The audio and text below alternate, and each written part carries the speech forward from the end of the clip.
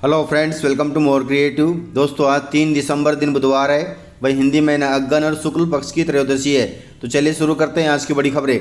यदि आपको खबरें पसंद आए तो वीडियो को लाइक जरूर करिएगा और आप हमें प्रदेश के किस जिले से देख रहे हैं कमेंट बॉक्स में जरूर बताइएगा। दोस्तों, खबरें पूरी पाने के लिए वीडियो अंत तक जरूर देखिए और आप हमारे फेसबुक पेज को फॉलो जरूर करें, इसका लिंक डिस्क्रिप्शन में दिया गया है। दोस्तों, केंद्र सरकार ने किया है बड़ा ऐलान। सभी एंड्रॉयड फोन में संचार साथी ऐप को लेकर जारी विवाद के बीच केंद्र सरकार ने ऐलान किया है कि इसे एंड्रॉयड फोन में रखना जरूरी नहीं है, साथ ही यूजर इसे कभी भी डिलीट कर सकता है। यह जानकारी केंद्रीय मंत्री ज्योतिरादित्य सिंधिया जी ने मंगलवार को दी है। दोस्तों, आपको बता दें कि दूरसंचार विभाग ने नवंबर में निर्देश जारी किया था कि भारत में इस्तेमाल हो रहे एंड्रॉयड फोन में संचार साथी ऐप होना जरूरी है। वहीं कांग्रेस ने इस ऐप के जरिए जासूसी के आरोप लगाए हैं। इस पर केंद्र सरकार ने कहा कि आप अपने मोबाइल फोन से इस ऐप को डिलीट भी कर सकते हैं या फिर रख भी सकते हैं। यह जरूरी नहीं है कि आप अपने मोबाइल में इसे रखें। यदि आप इस ऐप का उपयोग नहीं करना चाहते तो इस पर रजिस्टर मत करो। हर व्यक्ति को देश में मालूम होना चाहिए कि आजकल चोरी से बचाने, फ्रॉड से बचाने के लिए यह ऐप बहुत जरूरी है। हर व्यक्ति तक यह ऐप पहुंचाना सरकार की जिम्मेदारी है। लेकिन यदि आप इस ऐप को रखना चाहते हैं तो रख सकते हैं या फिर डिलीट करना चाहते हैं तो डिलीट कर सकते हैं। अब आप जब भी कोई नया मोबाइल फ़ोन लेते हैं तो उसमें यह ऐप इंस्टॉल होकर मिलेगा, जो आपको साइबर ठगी से बचाएगा। दोस्तों, रूस के राष्ट्रपति व्लादिमीर पुतिन इसी महीने भारत दौरे पर आ रहे हैं। वे 4 और 5 दिसंबर को भारत दौरे पर रहेंगे। इसको लेकर सुरक्षा एजेंसियां हाई अलर्ट पर है। इससे पहले दिसंबर 2021 में पुतिन दिल्ली आए थे।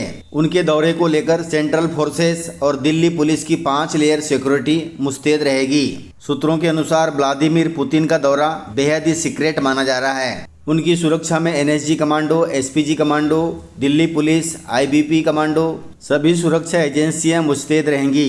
पुतिन जिस होटल में रहेंगे उसे सिक्योरिटी सैनिटाइज करा लिया गया है। वहां 24 घंटे 7 दिन सुरक्षा एजेंसियां तैनात रहेंगी। जानकारी के अनुसार पुतिन के आने से पहले ही 50 रूसी अफसर भारत पहुंच गए हैं। दोस्तों, बताया जा रहा है कि जब भी पुतिन विदेश यात्रा पर जाते हैं तो उनके साथ तकरीबन 100 सिक्योरिटी ऑफिसर रहते हैं। पुतिन के साथ उनकी सबसे सुरक्षा कार ओराज सेनात भी पहुंच रही है। यह कार किसी भी तरह के हमले से उन्हें प्रोटेक्ट करती है।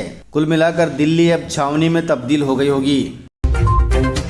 दोस्तों, मध्य प्रदेश सरकार ने किसानों को दिया है बड़ा न्योता के तहत जबलपुर में हर रविवार को लगेगा अब हाट। लोगों के स्वास्थ्य और किसानों को लेकर प्रशासन ने बड़ी शानदार पहल की है। अब हर रविवार को जबलपुर कृषि उपज मंडी में जैविक हाट लगाया जाएगा। 30 नवंबर से जबलपुर में हर रविवार को यह हाट लगाया जा रहा है।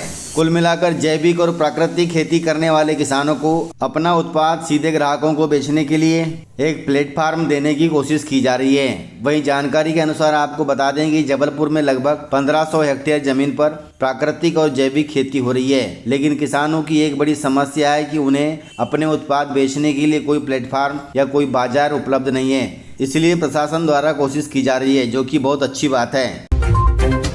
दोस्तों, ठंड में बढ़ गई है अंडों की डिमांड, लेकिन बाजार में बिक रहे हैं नकली अंडे।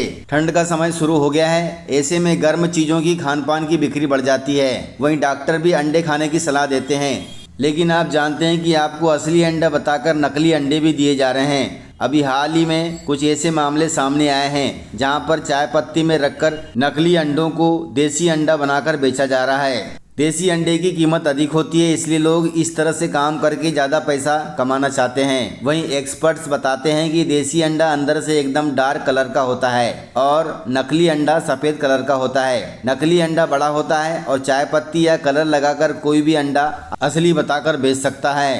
तो आपको धोखा नहीं खाना है। इसे नमक के पानी में डालकर भी आप इसकी पहचान कर सकते हैं। असली अंडा यदि होगा तो उससे कोई कलर नहीं निकलेगा और नकली अंडे से कलर निकल जाएगा। इस तरह पहचान करके ही इसका सेवन करें। दोस्तों, मुख्यमंत्री डॉक्टर मोहन यादव ने एमएसपी पर कर दिया है बड़ा त्याग। मध्य प्रदेश में किसानों का गेहूं और धान को समर्थन मूल्य पर खरीदना राज्य सरकार की जेब पर अब भारी पड़ रहा है। केंद्र सरकार ने समर्थन मूल्य पर खरीदे जाने वाले गेहूं और धान पर दी जाने वाली राशि को घटा दिया है। इसकी वजह से राज्य सरकार को 1,59,000 करोड़ रुपए का कर्ज लेना पड़ रहा है। इसकी जानकारी सरकार ने विधानसभा सत्र में दी है। अब सरकार कर्ज लेकर किसानों से धान और गेहूं कब तक खरीदती है देखना होगा। दोस्तों केंद्रीय बजट में किसानों को मिल सकती है खुशखबरी। दोस्तों केंद्र सरकार 1 फरवरी 2026 को अपना बजट पेश करेगी। बजट में किसानों को सौगात मिल सकती है। मीडिया रिपोर्ट्स के अनुसार सरकार पीएम किसान योजना की राशि 6,000 रुपये प्रति वर्ष से बढ़ाकर 9,000 रुपये तक कर सकती है, क्योंकि जब से योजना शुरू हुई है तब से अभी तक सरकार ने इस योजना में राशि की वृद्धि नहीं की है। ऐसे में कयास लगाया जा रहा है कि पीएम किसान सम्मान निधि योजना के तहत रकम बढ़ाकर एक बूस्टर डोज की तरह काम होगा। यदि ऐसा होता है तो हर किस्त में किसानों को 3,000 रुपये मिलेंगे, यानी सालाना 9,000 रुपये मिल सकते हैं, जो किसानों को काफ़ी राहत देंगे। दोस्तों तंबाकू, सिगरेट, हुक्का और सिगार के टैक्स सिस्टम में बदलाव करेगी केंद्र सरकार। संसद का शीतकालीन सत्र शुरू हो गया है। सत्र के पहले दिन ही वित्त मंत्री निर्मला सीतारमण ने लोकसभा में सेंट्रल एक्साइज संशोधन बिल 2025 पेश किया है। इस बिल के तहत तंबाकू से जुड़े सभी उत्पाद जिनमें सिगरेट, गुटखा, पान मसाला आदि शामिल हैं, इन पर टैक्स की व्यवस्था बदलने का प्रावधान माना जा रहा है। यह सरकार की तरफ से एक अच्छा फैसला माना जा रहा है। इनके टैक्स में यदि बढ़ोतरी होती है तो सरकार की आमदनी बढ़ेगी, यानी तंबाकू से बने उत्पाद थोड़े महंगे हो सकते हैं। दोस्तों फिर से कर्ज ले रही है मध्य प्रदेश सरकार। गाइस मध्य प्रदेश सरकार एक बार फिर से कर्ज लेने की योजना बना रही है। सरकार इस बार 3,000 करोड़ रुपए का कर्ज लेगी।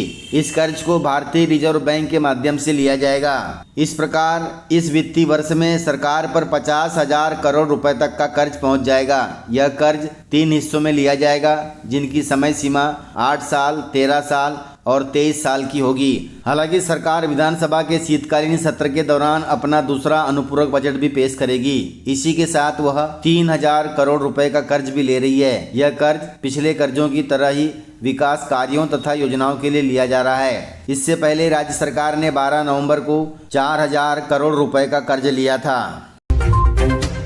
दोस्तों स्कूलों में शीतकालीन अवकाश के ऐलान हो रहे हैं। अब बच्चों को मिलेगी ठंड की छुट्टी। एक तरफ जहां लगातार बढ़ती ठंड, कोहरे और शीतलहर के चलते मध्य प्रदेश, छत्तीसगढ़, झारखंड, हरियाणा के स्कूलों के समय में परिवर्तन कर दिया गया है, वहीं दूसरी तरफ जम्मू कश्मीर और राजस्थान में शीतकालीन अवकाश की घोषणा कर दी गई है।